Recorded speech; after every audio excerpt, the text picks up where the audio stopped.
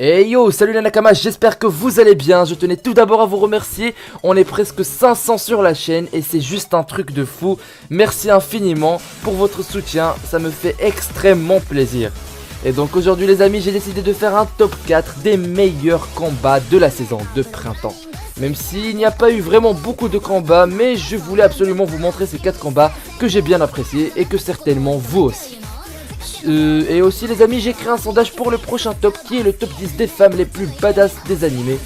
Donc je compte sur vous pour voter, le lien de sondage sera dans la description comme d'habitude. Et aussi n'hésitez pas à me suivre sur Twitter et Discord. Sur ce les amis, n'oubliez pas de mettre un like si vous avez apprécié la vidéo, ça m'aide énormément à avancer et c'est une source de motivation pour moi. Et dites-moi aussi dans les commentaires quel est votre combat préféré parmi ces 4 là. Sur ce, je vous laisse et je vous dis bon visionnage. Ciao.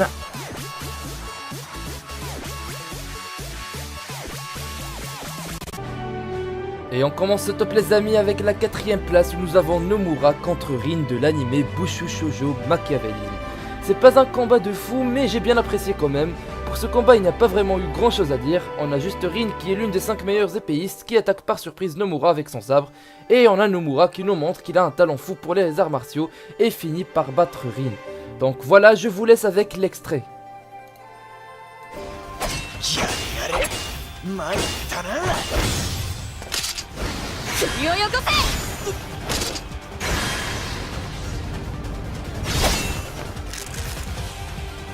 Oh, 首って乳首のことか。どうせ男にはいらんだろう。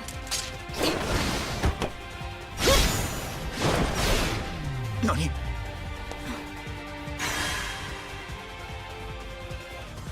っしゃ。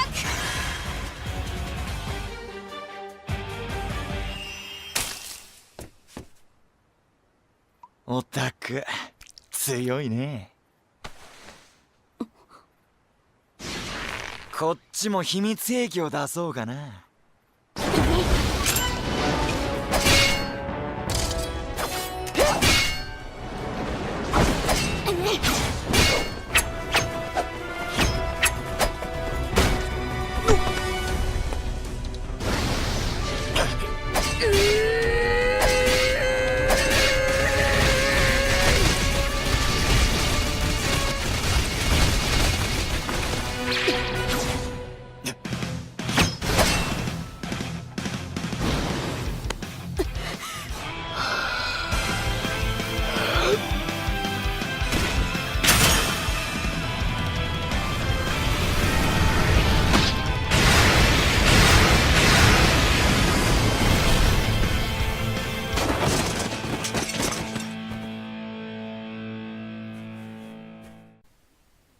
Et à la 3ème place les amis, nous avons Goemon contre Hawk du film Lupin The Blood Spray of Goemon, qui est juste un combat monstrueux.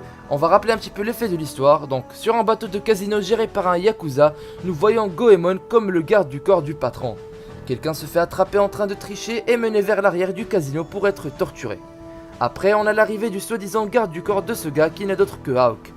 Goemon avec son talent d'épéiste protège le boss des Yakuza d'un coup de feu et Goemon quitte son patron pour affronter l'agresseur et défie l'assaillant à un duel à la mort, et l'assaillant n'est d'autre que Hawk, aka bien sûr, qui est un ex-soldat présumé mort. Et c'est là qu'un combat sanglant commence entre les deux.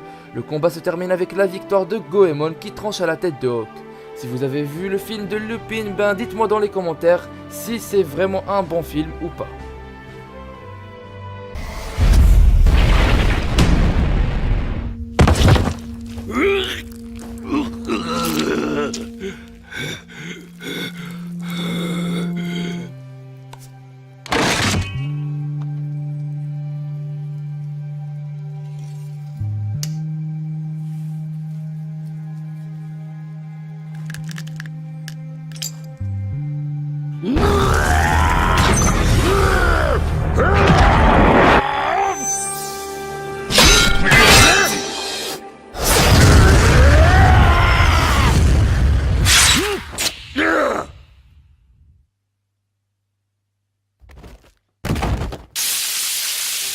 Nous nous retrouvons avec l'une des scènes les plus épiques de cette deuxième saison de Shingeki no Kyojin et l'un des meilleurs combats de SNK.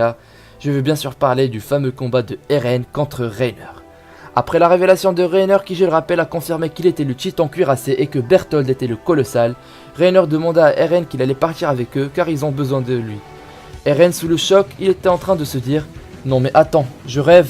Là alors depuis le début, les enfoirés du titan qui sont responsables de la mort de ma mère et d'une partie de l'humanité, c'est eux, alors qu'ils étaient juste devant moi. » Et là on a un Reiner qui saute en prenant Eren et c'est l'un des moments les plus épiques de l'anime. Eren qui se transforme en prononçant « Je vais vous tuer bande de traîtres » et c'est là que le combat commence. On a un Eren qui est dominé au début et n'avait pas vraiment trop de solutions, mais il avait le support de Mikasa qui était vraiment impuissante contre la peau du titan cuirassé. Et c'est là que Eren se souvient d'une technique de combat que Annie a utilisée contre lui, et c'est alors qu'il se relève, esquive le coup de poing de Reiner, le saisit avec ses deux bras et l'aplatit sur sol. En l'immobilisant, Reiner essaye de se défaire mais ne réussit pas. Alors à la fin, on a Berthold avec le corps, enfin une petite partie du corps du titan colossal qui tombe sur Eren et donc ils ont réussi leur coup, voilà. Et dites-moi si vous aussi vous avez apprécié ce combat qui est juste épique, j'ai pas vraiment de mots pour le décrire, je vous laisse avec l'extrait.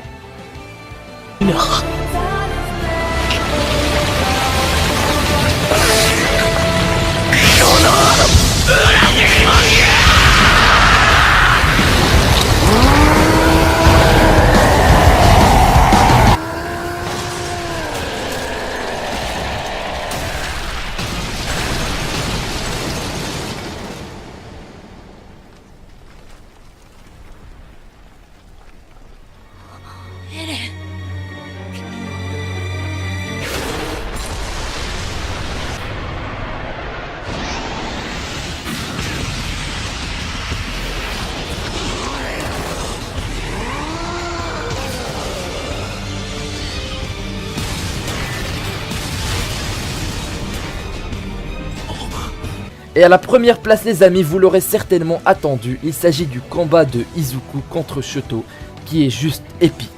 C'est le combat qui a fait changer d'avis à Shoto, et où nous avons appris un petit peu plus sur son passé. La bataille commence avec Izuku essayant de mettre au point une stratégie contre Shoto, en contrant ses piliers de glace en utilisant le One for All sur ses doigts, tout en créant des énormes pressions de vent, mais tout aussi en causant d'énormes dégâts à ses membres. On a eu aussi droit pendant le combat à un flashback de Shoto, se souvenant de sa relation avec sa mère qui le trouvait répugnant à cause de son côté gauche et que c'est pour cette raison qu'il n'a plus utilisé ce côté-là. Après, on a un Izuku qui est dans un sale état, mais intervient quand même en disant à Shoto que son pouvoir n'appartient à personne d'autre que lui-même. Ce n'est ni le pouvoir de sa mère, ni le pouvoir de son père, mais c'est son propre pouvoir. Après ces paroles, Shoto active son alter en pleine puissance et enflamme l'arène. Et le tout accompagné d'une OST qui est juste épique. Avec les paroles de Shoto qui remercie Midoriya de lui avoir ouvert les yeux, il déclare qu'il deviendra un héros désormais. Izuku et Shoto se lancent l'un vers l'autre pour un dernier affrontement, ce qui crée une grande onde de choc dans l'arène, avec un Shoto sorti vainqueur et un Midoriya complètement blessé. Ce combat est juste épique et c'est l'un de mes meilleurs de My Hero Academia. Dites-moi vous aussi dans les commentaires si vous êtes d'accord avec moi, même si je sais que vous êtes d'accord. Et sinon, dites-moi lequel vous préférez.